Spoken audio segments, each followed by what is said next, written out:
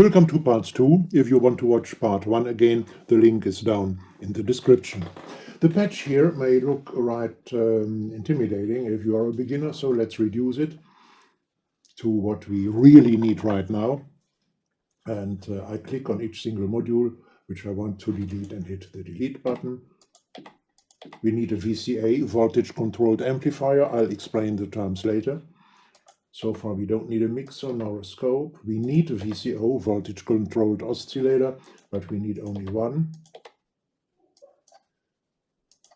We don't need a mixer, but we need a VCF, voltage controlled filter. So now let me arrange the modules in a more orderly way. There are a few ways to arrange them. I'll talk about this later as well. All sounds and signals are exchanged by cables, or via cables, and the outputs of the output jacks, they live here in these black areas, and the input jacks are the jacks living in the lighter colored areas. And of course, we connect outputs to inputs and not outputs to outputs or inputs to inputs. I'll take a saw wave. Once again, I'll explain all of this later. Saw wave and let it flow into the VCF. The VCO is always and all the time, even if we don't hear anything, generating sound. Now I use the sound of a saw wave, and from the filter, later what the filter is, I use the low pass filter here. I let the sound flow into the amplifier, and from the amplifier I let it flow into the audio unit. And what is this audio unit? Well, this audio unit sends all sounds which are generated in even large batches into our sound system of our PC, of our computer.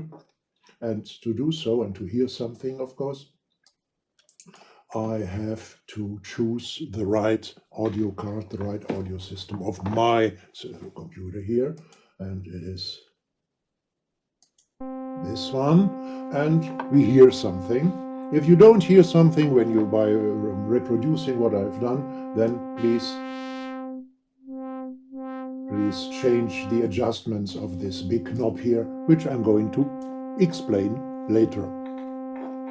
The VCO, voltage controlled oscillator, generates the basic sound. This module here offers 4 different waveforms: triangle, sine, square, and saw. I'll explain these terms in video number 3.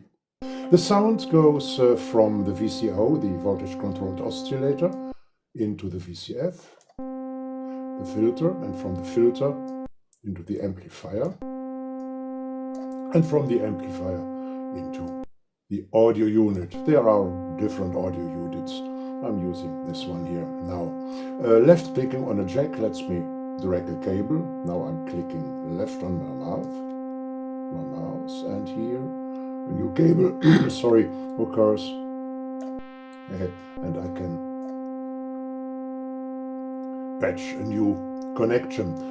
Right clicking, and I'll do so now. Let me even choose the color of the new cable and drag a second or a third or a fourth cable coming from the same output jack. Let's have a short look at the modules. With the big knob here at the VCO, I adjust the pitch, the frequency, and double clicking on it resets the value. And with the big knob on the filter, I can adjust the flavor of the sound, the color, the timbre of the sound. I'll explain later, not in this video, later why, with the different sound colors, the volume changes as well.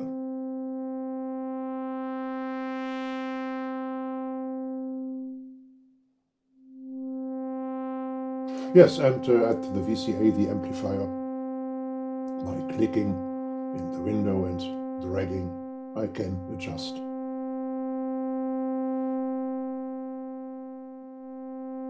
the volume.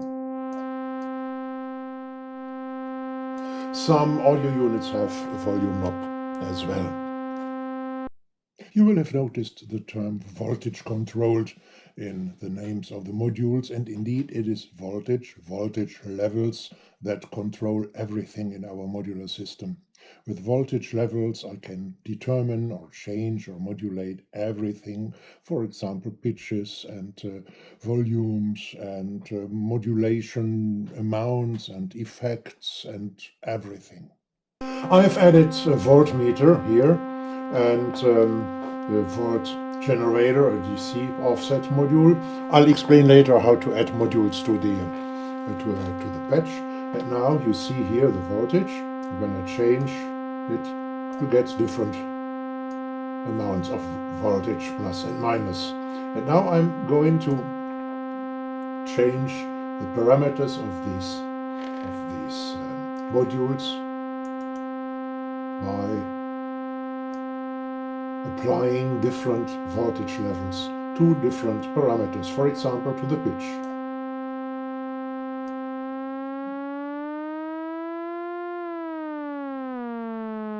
So I can modulate the pitch without changing the main frequency knob. Or, for example, the timbre, the flavor.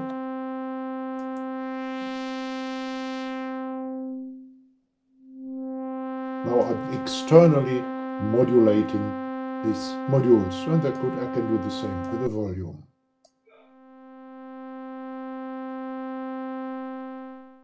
Negative values with volume don't make sense at the moment.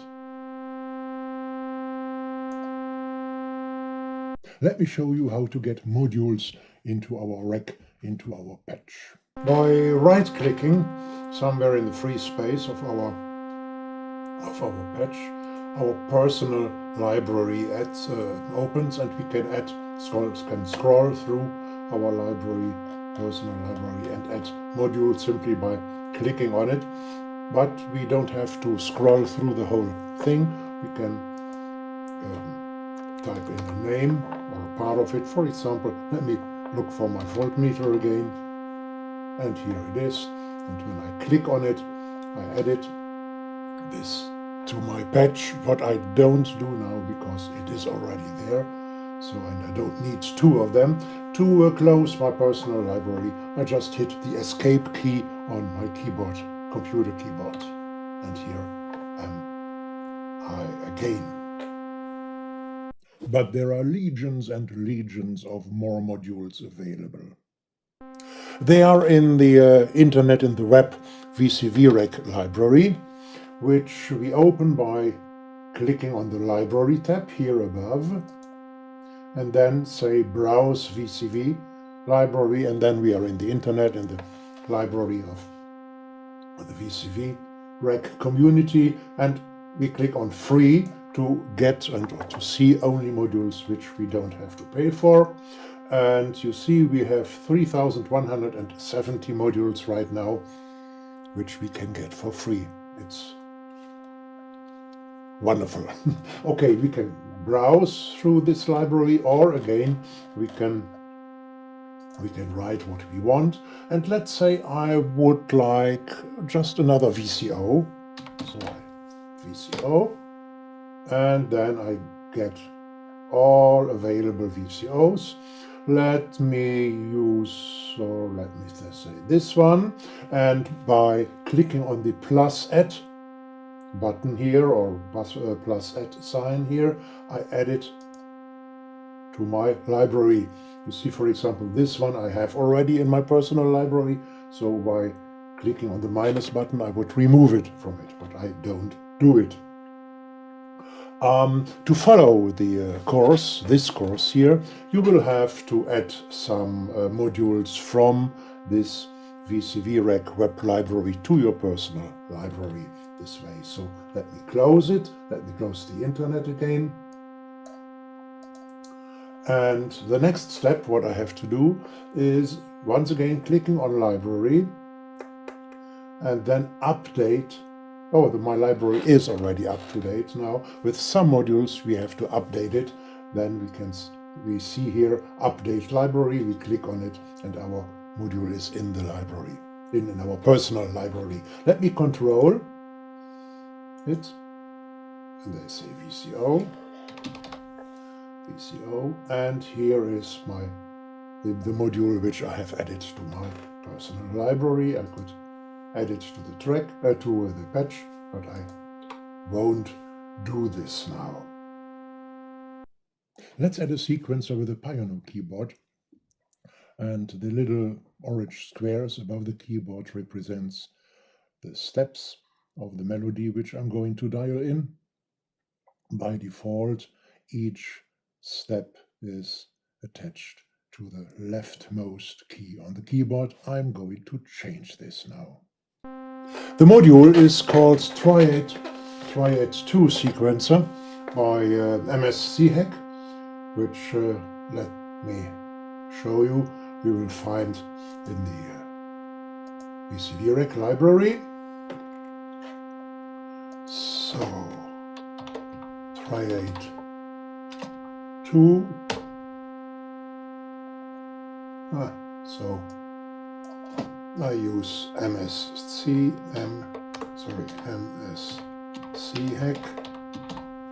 faster, the name of only free ones, of course.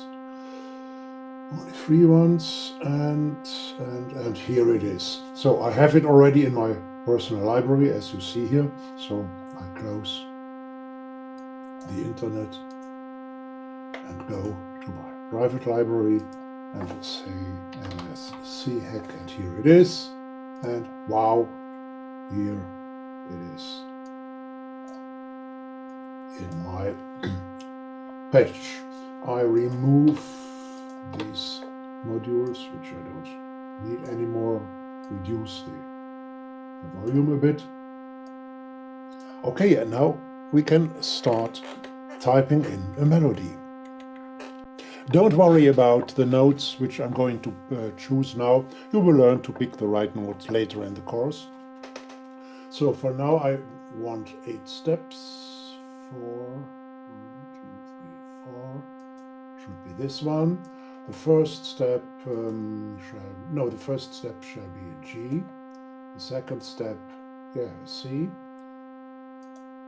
Then E flat, F, G, back to F, again G, and B flat. That should be okay. Now I connect the volt per octave output of the sequencer to the volt per octave input of the VCO, and you see at once, you hear at once, the pitch changes. Now we have this B flat here, what we hear. We need this sequencer to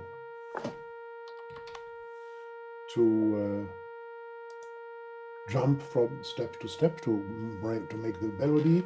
To do so, I have to feed in a short positive voltage pulse into the trigger input. There are a lot of ways to generate such pulses. What I do right now is only I take an LFO, low frequency oscillator, actually the same like a VCO, only with lower frequencies, and I take the square wave.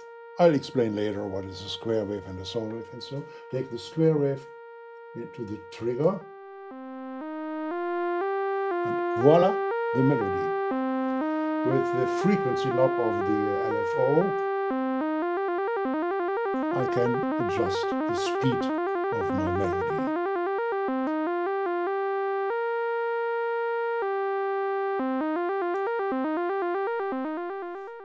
I'll explain terms like pulse and frequency and trigger and gate and volt per octave and so on in the next video. In the last step, I want to make the sound a little bit nicer and add a reverb unit, a reverb module. Let's say this one here, spring reverb. Between the output of the VCA and the input of the audio unit, in and out. Yeah. Make the room a little bit larger, the decay a little bit more. I like it though.